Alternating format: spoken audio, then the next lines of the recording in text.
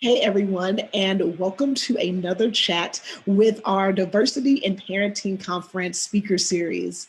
I am so excited to have with us one of our amazing speakers, Maher Sambul. And so he's going to be talking today a little bit about why he decided to join the conference and apply for the speaker to be a speaker at the conference. We'll be talking to him about who he is and what he does. And we'll also get a little tease about what he'll be talking about at the conference during his breakout session. So welcome. Thank you so much for being here. Thank you, Mercedes. Thank you for giving me this opportunity. And actually, it's my honor to be part of the amazing speaker list. It's really great. I'm so excited and proud to be part of this conference, which is, Yeah. I believe, it's needed, very needed for everyone. Definitely. So before we jump into kind of the conference, I'd love for you to share a little bit with our audience who you are and what you do. Okay, I'm a licensed in marriage and family therapist. I am EMDR therapist. I am certified anger management specialist, and I worked a lot with domestic violence, whether victims or abettors. So I have the both angles for the domestic violence. For years, I working with them. So this population.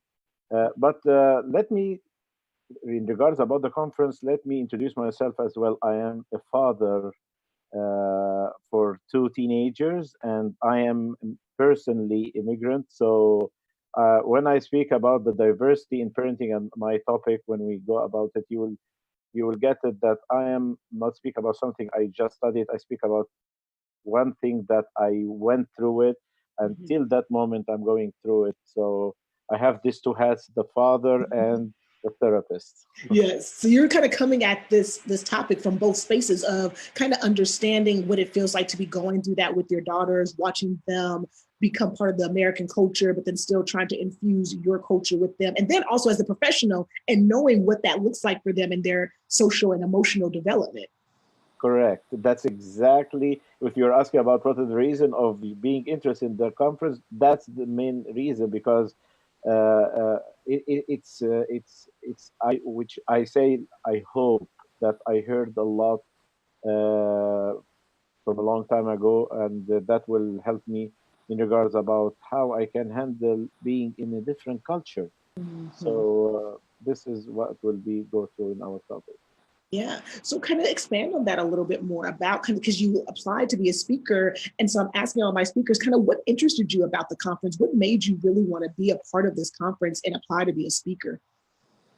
Because in to apply be a speaker to be part of this conference, because I have a message, a lecture that I'd like to share it with everyone. And this lecture, as the topic of it, it's about the acculturation and the parenting and the influence of the different culture on raising up the kids. Mm-hmm. uh, like I said, again, I talk from the two perspectives, the professional and being a father, and the struggles are really tremendous, and it's massive, and it's not only for me as a father, it's also for the kids, how they are getting into this culture shift and the problems from moving from one culture to another culture and trying to adjust and adapt to that culture. So finding that opportunity to have you, Mercedes, preparing for this kind of amazing conference about the diversity. We are here in melting pot. We have a lot Mm-hmm. of diversity. One angle of this diversity that we are with different ethnicities, cultures, visions, beliefs. It's a lot. So how Mm-hmm. I can be part of all of that? That what make me interest to come and tell you and apply for that and tell you that I'd love to be part of this speaker panel.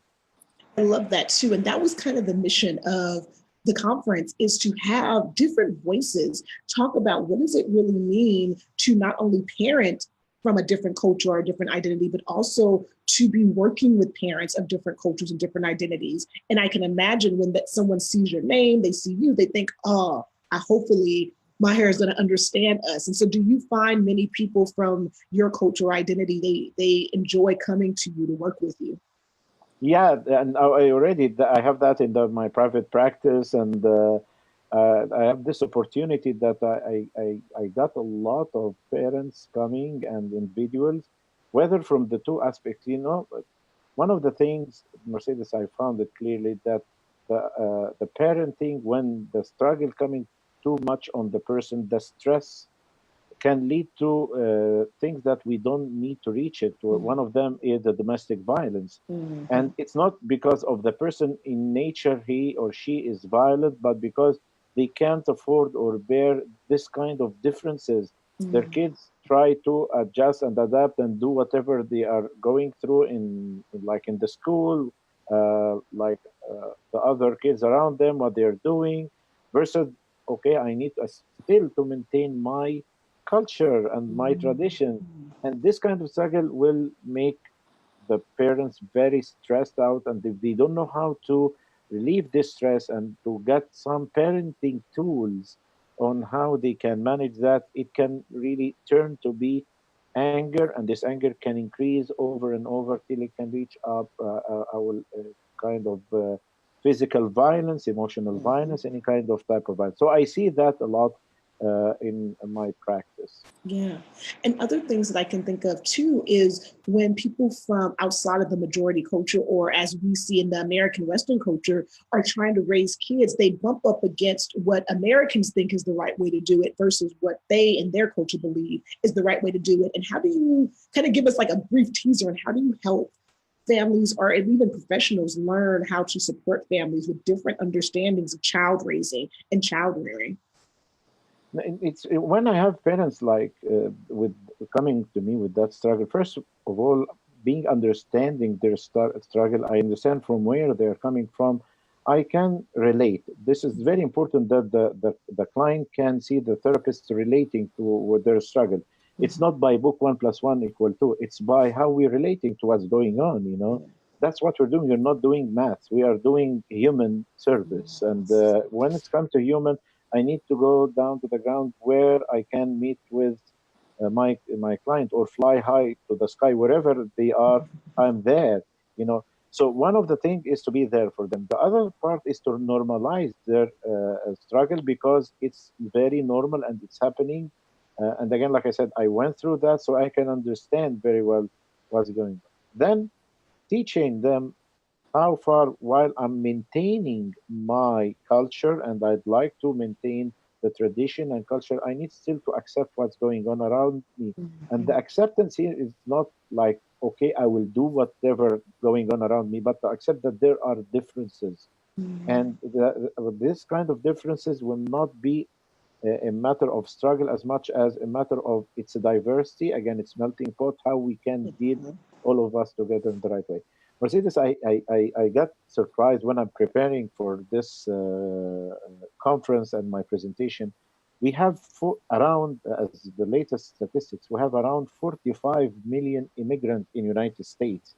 Can you ever imagine how that can have a great impact on the community? And among of them, you have like around 24% of children in schools are from immigrant families.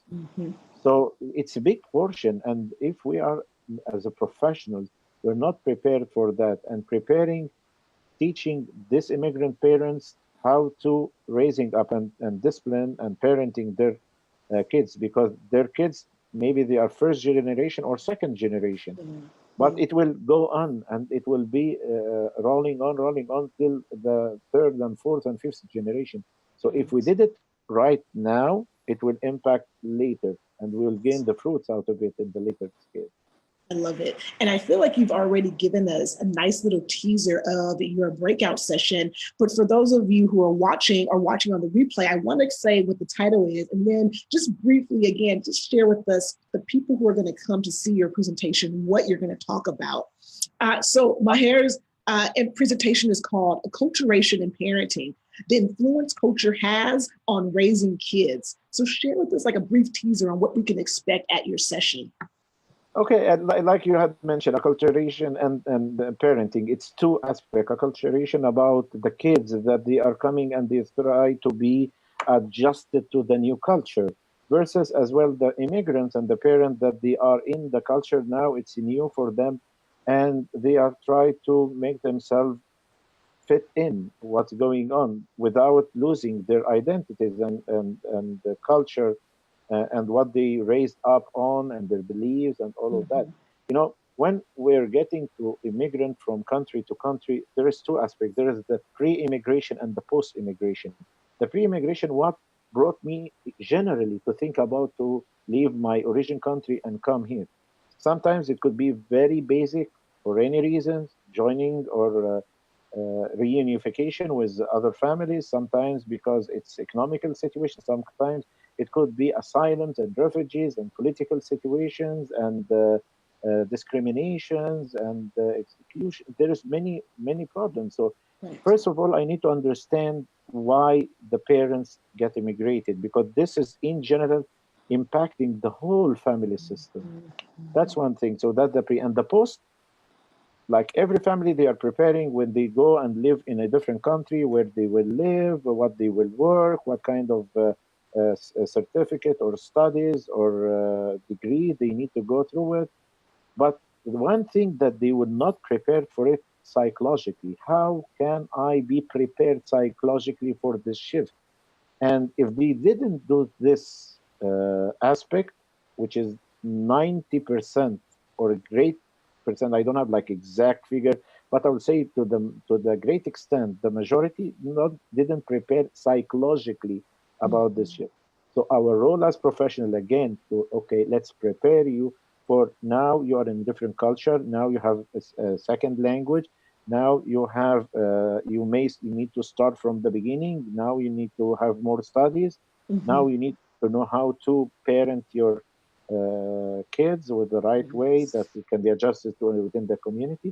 So my topic will speak about these two aspects: how kids get impacted and how they can handle the new culture, versus how the parents as well, how what are their main struggles and what will be the quick tips and Yes. strategies we can work with them in order to help them to go through as much as we can smoothly. Yes, that's beautiful. And again, if you're listening to this, whether on the replay or live, can you just see the depth and the passion that Maher has for talking about this as someone who, again, personally is going through it or has gone through it, and as someone who is working with families to help them manage these transitions as well? I want to say thank you so much to Maher for coming on today and talking to us about his breakout session and sharing a little bit more about why he's excited to be a speaker at the Diversity and Parenting Conference. For those of you who are watching live, thank you so much for taking the time out today to watch live. For those of you who are going to be watching this on the replay, also, we want to say thank you so much for taking time out of your day to also catch the replay. Be sure to sign up at the link in the description to this video so that way you can get all the replays of all the interviews if you've missed any of them, as well as getting any of the free gifts that the speakers have to offer you. Thanks so much, guys, for being here. Talk to you later. Bye, Thank everybody. you. Thank you. Bye. Bye.